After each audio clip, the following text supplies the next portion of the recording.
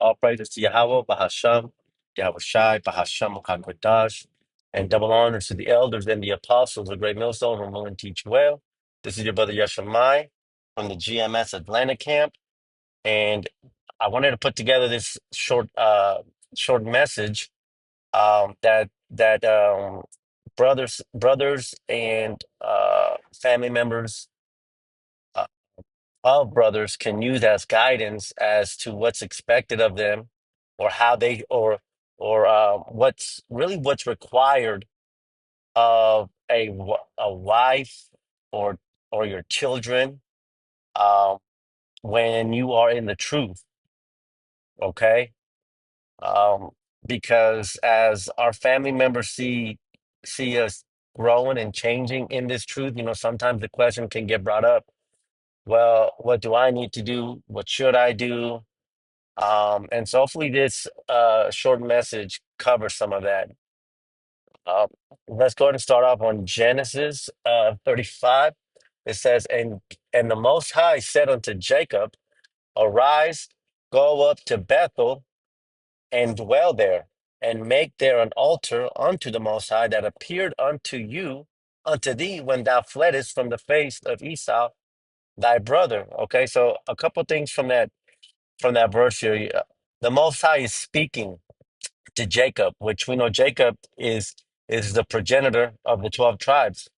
Okay, and the Most High speaks to Jacob, and he tells him to go to Bayath Bayath Allah, which is the house of the Most High, and dwell there, and make there an altar that appeared unto thee when thou fleddest from the face of Esau. And see, that's more or less where we are at now. See, we have heard that voice because at one point we were walking in darkness, and we were leading our family in darkness unbeknownst, right? Because we lead our families in the way that we think is best, but at that time it was complete darkness. And so we have scripture for this, because just as the Most High spoke to Jacob, the Most High has spoken to us and called us out. This Isaiah 9 verse 2, it says, the people that walked in darkness have seen a great light. They that dwell in the land of the shadow of death, upon them has the light shined. See, we were those people that were walking in darkness, praying to white Jesus, celebrating birthdays, celebrating holidays, voting, eating abominable foods, man. And that entire time, the Most High was looking at us, but through His mercy and through His grace, He let us continue to live, because according to the law, if you broke the law, man, the wages of sin is death, man. But see, so we at one point walked in darkness, but we heard the light, because Proverbs says, wisdom cries out, she lifts up her voice in the city. So, and what is that wisdom? Well, that wisdom was the prophets, specifically GMS, because GMS is the only camp that has the 100% truth. See, we heard that voice, man. It talks about the land of the shadow of death. That's America. There's death around every corner, you know, whether it's food recalls, whether it's stray bullets, whether it's school shootings. I mean, this is the valley of the shadow of death. Every other country doesn't deal with the same amount of death as America does, man. This land is the shadow of death. And so Jacob, just as Jacob heard that voice, we have also heard that voice, okay? But I want to continue on into the story. It says, then Jacob said unto his household and to all that were with him, put away the strange gods that are among you, and be clean, and change your garments. Okay, see, so once we came, just as Jacob heard the voice of the Most High, the men have also heard the voice. And through the Spirit, because Scripture says that the Spirit bears witness, you know, um, through the Spirit, now what's Jacob doing here? He's getting his house in order. Okay, so again, for the wives, for the children, the responsibility of the children here and the wives is to get in the order, of the head of the household. And what's the very first thing that Jacob did? Put away those false idols and those strange gods. Okay, because we're not part of that, man. See, when we go back to verse 1, it says, when thou fleddest from the face of Esau, thy brother. Now, how did we flee? Let's see here. I think I've got it pulled up here.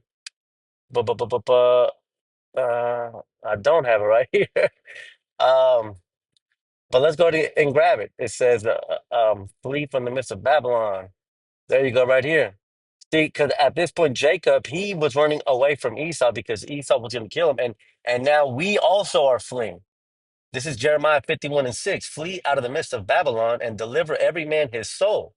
Be not cut off in her iniquity, for this is the time of Yahweh Ba'ashem Yahweh Shai's vengeance. He will render unto her a recompense. So just as Jacob was running away from Esau, we also have now fled from Babylon, not through running away to a different country, but now we've separated ourselves by, trying the best we can to follow the laws and the commandments, right? Because we know that judgment is coming, man.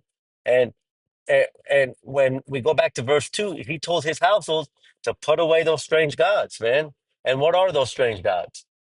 Those strange gods are the nowadays are the system of America.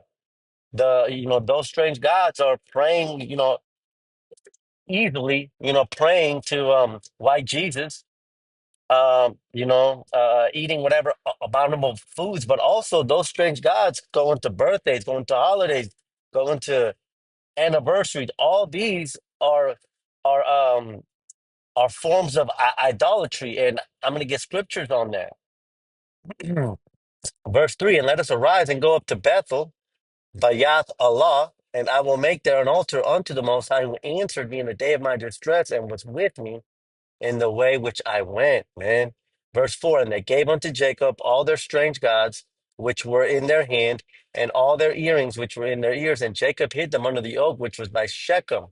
So when the Most High called out to Jacob, his family had to, he went straight to his family and he started to get his family in order. And what did his family do? They gave him their false idols, man. And they left them where they were and they continued going. And that's the role of the children. That's the role of the wife. That because the Most High works through men, okay? The man, matter of fact, let's go ahead and get that. The man is the head. This is First Corinthians 11, verse 3. It says, but I would have you know that the head of every man is Hamashiach, and the head of the woman is the man, and the head of Hamashiach is Yahweh. Okay, so the role of the wife and the role of the kids, even though the Most High is not speaking directly speaking to them, is to follow your head, which is the man, and to leave your idols at the door. And we know that the flesh is weak. Who doesn't want gifts? Who doesn't want to be pampered? I mean, but that's the flesh. You know, Scripture tells us to leave that at the door, man. And so for kids and for wives that are wondering, what should I do because I see my husband practicing, observing the Sabbath. I see him going to camp. I see him doing his lessons. What should I do? This is it. Leave your idols at the door and be covered by the head. Because see, this is I was trying to pull up a an image because it talks about a covering. And what I was trying to do here, I guess we can use this image here. So the covering at the top is the Most High, Yahweh. And Yahweh is covering, for example, this umbrella, which is Yahweh Shai. And then if we continue to go down that pyramid, there would be another umbrella, which would be the man. And then below that would be the wife and the family, right? And so if, let's say, this small umbrella steps outside of that big umbrella, you are no longer covered. Okay. I say that to say this. Matter of fact, I say that to show you this.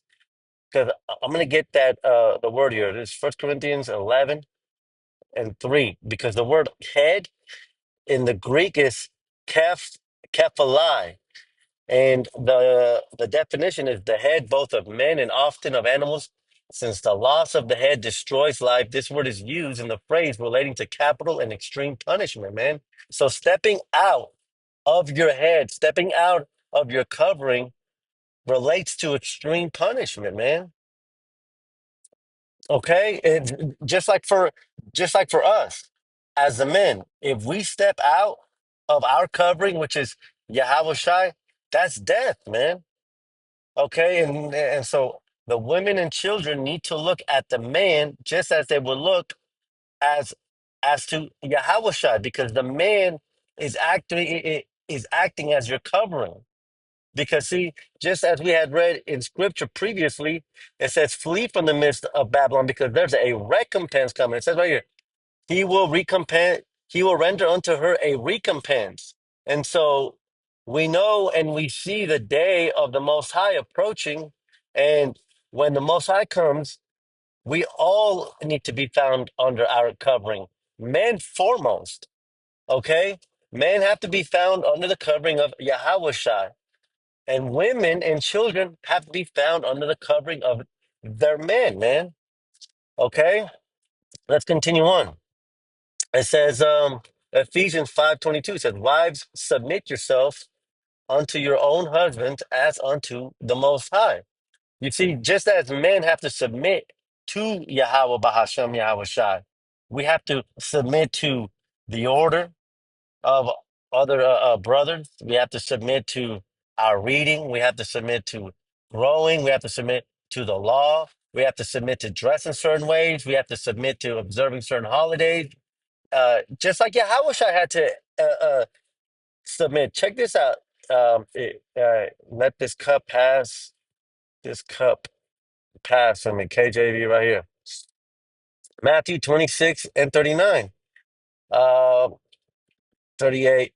Okay, right here. This is Yahweh Shai praying to his covering. This is Matthew 26, verse 38. It says, "Then said he unto them, My soul," Salaki, this is Yahweh Shai talking to the apostles. "My soul is exceeding sorrowful, even unto death. Tarry here and watch with me." And he went a little further and fell on his face. He humbled himself and prayed, saying, "O my Father, if it be possible, let this cup pass from me. Nevertheless, not as I will, but as thou wilt." See, Yahweh had to submit to his head, because what did we read in the scripture earlier? That the head of Yahweh is Yahweh, the Father. And so here we see Yahweh submitting. I don't want to do this. I don't want to go unto the cross. I don't want to be scourged. I don't want to have to carry a cross from the city up onto the mount of Golgotha. But he did it. He submitted, man. So if Yahweh submitted to his head, who are you, oh man, to not submit to your head? Who are you, a woman, to not submit to your head? Because if you don't do the submitting that you have to do, then you're exalting yourself above Yahweh because you're basically saying Yahweh had to humble himself, but I don't. That's a grave sin, man. That's a grave sin. And see, one thing about submitting too is, you know, most men will not ask their wife to carry a cross or to be scourged. Most men will just ask their wives to submit and follow his orders. And if the Most High is working with that man, those commands that he has for his family will not be grievous. Men love their families, man. They go to work for their families. They bust their butt for their families, man. So we're not going to tell you to do something that is going to be grievous unto you. It's not. It may be grievous to your flesh, right? Because maybe you may want to do something that we don't want you to do, but that's your part. See, there are different roles here, man. The men have to go out to camp. The men have to do their lessons, and the women and the children have to submit to that man. And wouldn't you want to submit to a man who's doing everything he needs to do?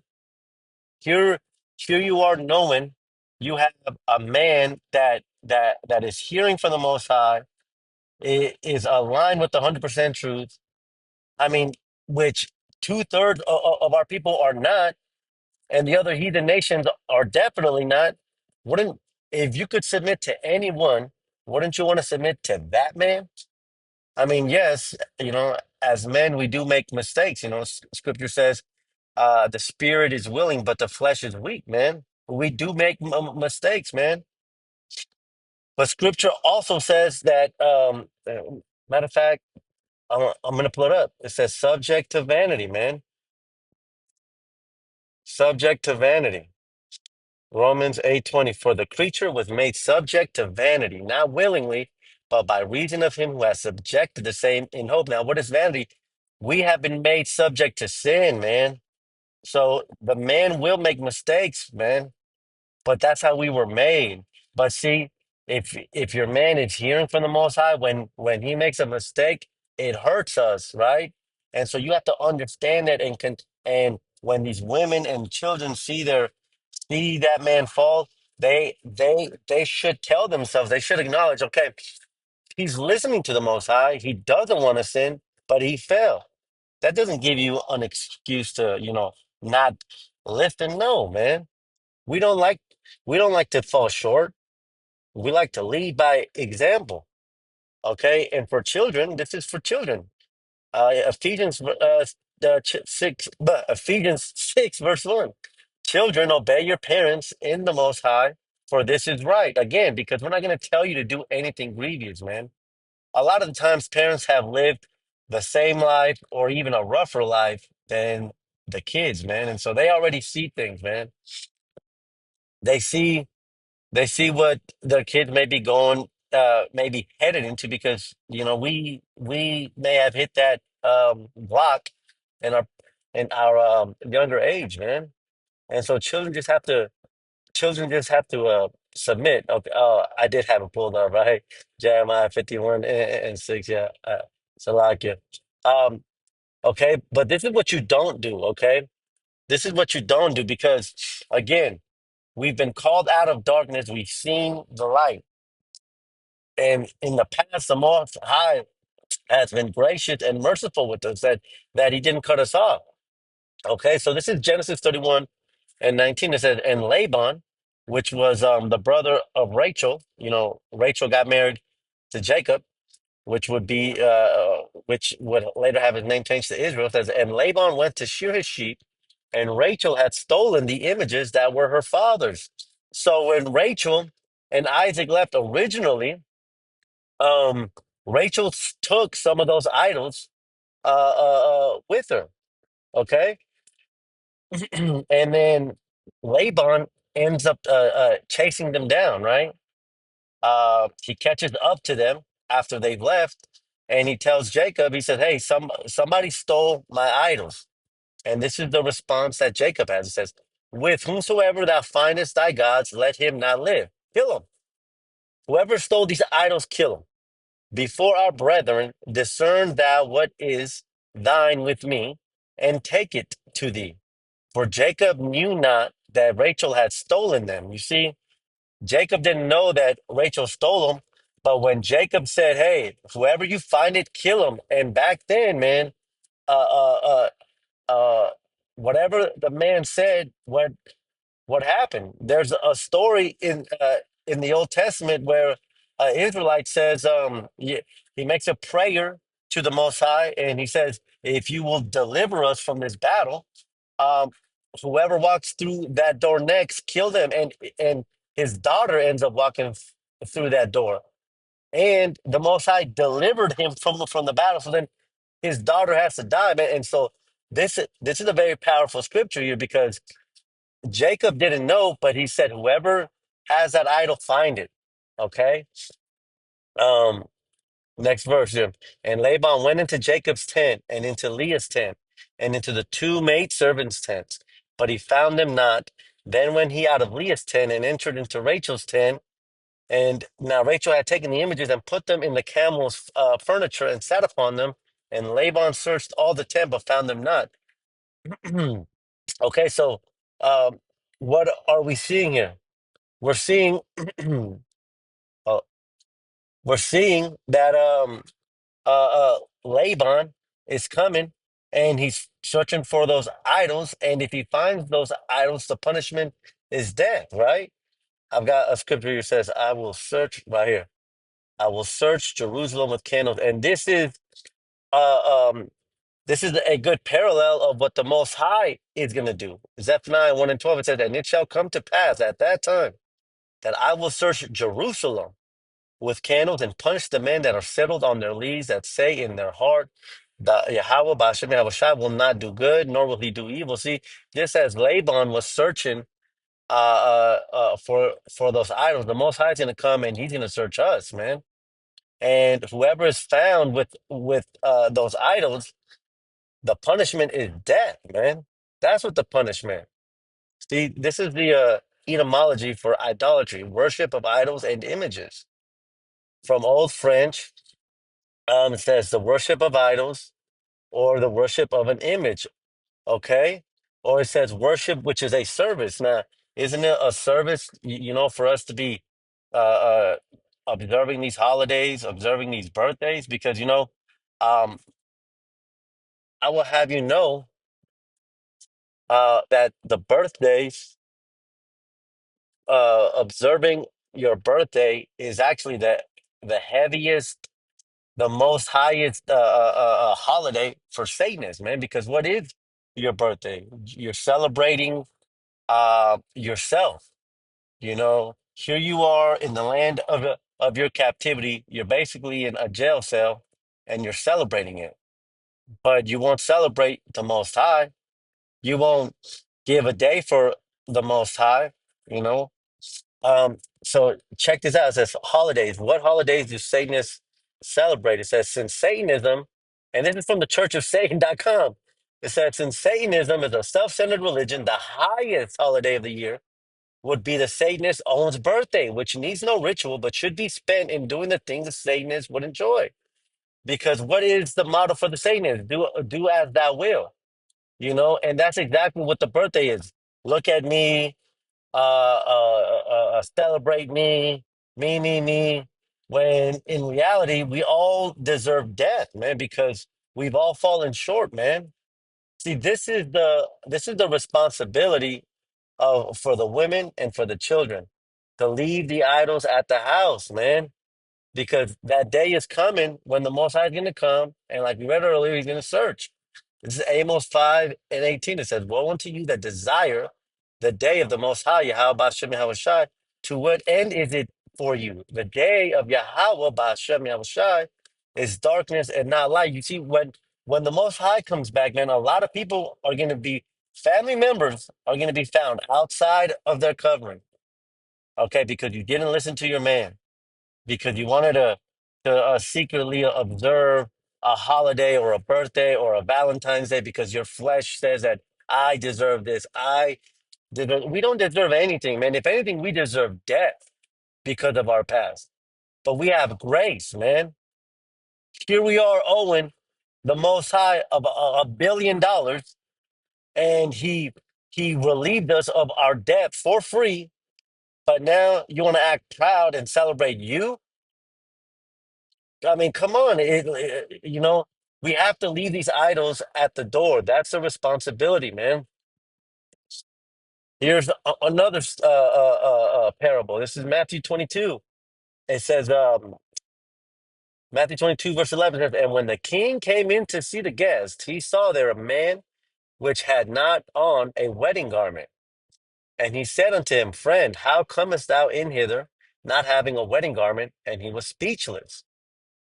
Then said the king to the servants, Bind him hand and foot, and take him away, and cast him into outer darkness. There shall be weeping and gnashing of the teeth. See, and this is in the New Testament. This is Yahweh Shai giving us a parable of when he comes back. If you're not found in your righteous garments, if you're not found under your covering, he's going to bind you up and destroy you, man. This is Yahweh Shai in the New Testament telling you this. And that takes me back to the day of the Lord is darkness, man. See, Christians will tell you that they're waiting for this white Jesus to come down, man. But when Yahweh Shai comes down and they see him as a so-called black man, he's going to be looking for people's garments. Okay, Wh- what have you done? Are you covered? So, and if you're not, you're going to be destroyed, man. The day of Yahweh Shai, Yahweh Bashem, Yahweh Shai is darkness. So again, what is the responsibility of the wives and the children? To listen to the man, to leave your idols at the door. Okay? Let's go back and we're going to close with the same chapter that we started on. Genesis 35, verse 2. Then Jacob said unto his household and to all that were with him, put away the strange gods that are among you, and be clean, and change your garments. And let us arise and go up to Bayath Allah, and I will make there an altar unto the Most High, who answered me in the day of my distress, and was with me in the day which I went. Because the Most High was working with the man. But because the wife and the children were following the man, they also were blessed. They had cattle, they had houses, they had servants, they had property. Okay, but because they were following the man. The Most High works through men, but the family had to fall in line. And this is the family falling in line. Verse 4, and they gave unto Jacob all the strange gods which were in their hand, and all their earrings which were in their ears, and Jacob hid them under the oak which was by Shechem. We have to leave those false idols at the door, and we have to be found under our covering, women and children under the covering of the man, and the man needs to be found under the covering of Yahweh Shai. Okay, because when the Most High comes back, if we're not found in that covering, we just read many scriptures that talks about the recompense. To the next one, I say Shalom.